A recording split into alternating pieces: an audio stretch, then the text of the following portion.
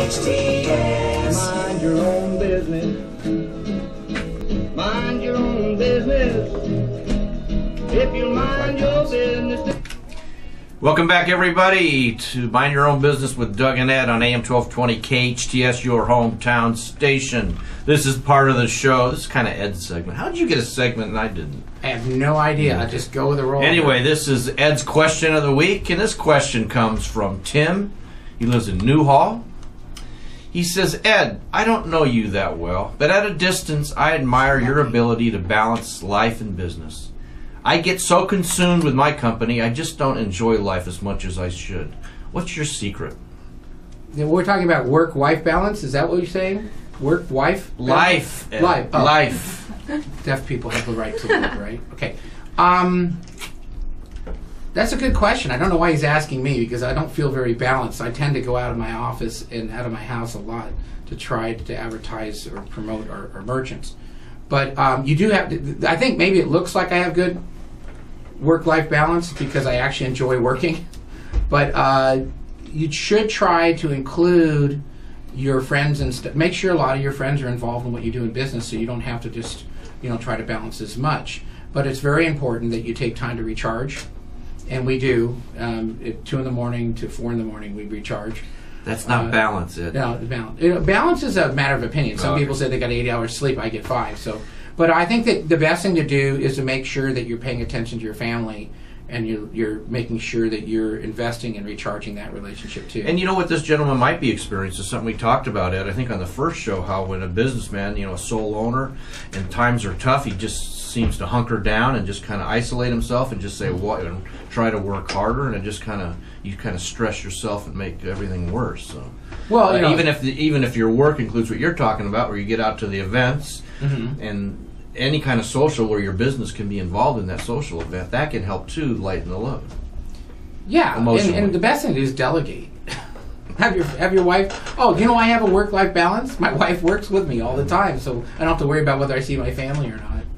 Yep. Get your wife to work with you. Okay, Ed, now we come to Ed's Thought of the Week. And I have no clue what you're going to come up with. Yeah, so. we actually don't fill anybody in on these because then it would sound stale. But I was thinking this week, if you're doing your job right and you're not hunkering down, people, these people that you meet that are always complaining, oh, business is so bad, and you kind of avoid them when you see them on the street because you don't want to hear more bad news. Well, I'm kind of not manic, but I tend to be always up because every day something good happens. And I had a thought today because some good stuff happened last week that came out of nowhere, really caught us off guard. We rebuilt our company, our website, and we get this call from Connecticut that says, hey, I've always liked this idea. And I said, well, how do you know who we are? So I used to live in Santa Clarita 15 years ago. And every time someone comes to you and says, hey, I really like what you're doing, I want to do something with you, you have to evaluate what the opportunity is and the risk of time to do something. In this case, it was a great deal. But people come to you all the time and say, hey, I want you to sell this cream or this phone service. And we're all, you're out there nodding your head saying, yeah, I get hit up all the time. I'm going to be a millionaire if I sell skin cream. You need to decide what your time is worth and how long will you get there and will you really be able to do it. I happen to have to deal with this all the time, but if you start getting successful and get out of your office, you need to take and sit down and get the numbers of how much you could make for the hours that you work, and really be serious about how much you're willing to do to distract yourself from your core business. And my big issue is that I get excited about everything and my core businesses get hurt by it. I'm recommending everybody when someone says it, well, thanks, it's flattering you asked me, but let me sit down and see the numbers and decide if I'm going to spend 10% of my time, will it replace 10% of my income? And as I talked to people about this week when I was thinking about it, almost nobody thinks about that.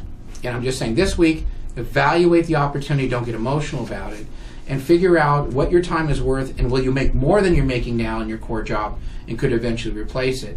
And I think a lot of people make the mistake of just saying, oh, this guy's making $24,000 a month. I could do it too if I just work 3 hours a day. It's not going to happen. I'll just tell you. So you're talking like, I don't want to say the name of companies, but the pyramid type stuff, and they're not direct marketing. It doesn't matter. I mean, someone says, "Hey, Ed, I want you to sell pizzas with daily and go out in front of stores and sell pizzas, and we're going to make $1 million." And you know all these people. It doesn't have to be direct marketing. It's anybody synergistically that can do business with you. And if you have a lot of contacts, you will have these offers, and you have to learn to say no. That my time is worth more than what I can make doing what you want to do. Right. I had a 10K rule. Is that if you weren't going to make $10,000 a month and that's what you were making doing something else, that you can't even say yes. So you just have, some people may have a $300 rule. But at that point, I was doing a lot of phone systems. I had a number. But I think what folks struggle with is if you have your own business and you're having to provide for your family and things aren't going well, some of these sound attractive. Expand what you know. Don't go into something you don't, because the learning curve, you may never make any money and the learning curve will kill you. You know what you know. Just do something vertically to the same customers you already have. I would love, I'm putting it out there, if everybody will buy $10 worth of toilet paper from me, I don't need any more merchants. All I need to do is sell toilet paper. So if everybody writes in and says, I'll buy toilet paper from your ad, we don't have to worry about selling any ads.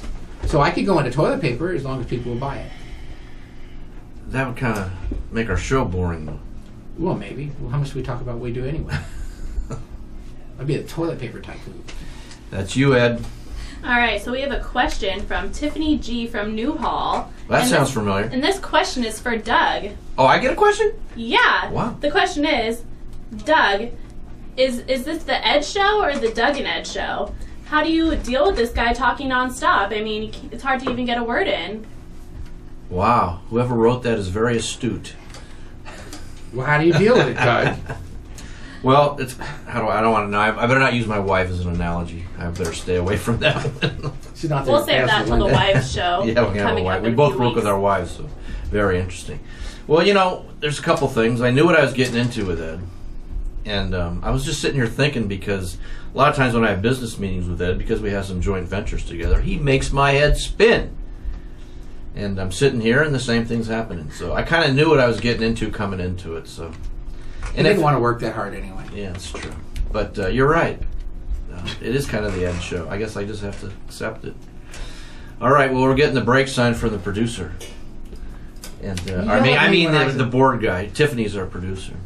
Whatever. I have to tell you, because Pete, I know we're up against it, but Peter's had these long, beautiful, would you call them dreads, Peter? They were dreads. Dreads. I mean, down to beyond your shoulders, no longer right? Has dreads. I walk on his in head. today and his head's almost shaved. It freaked me out. Sorry. Good for you. You look good. Anyway, you gotta change your state. Take us out, Ed. Okay, you're listening to Santa Clarita's hometown station, and the show is Mind Your Own Business. Station AM 1220. If you want to call here, 661-298-5487. Now from our sponsors. We'll be right back.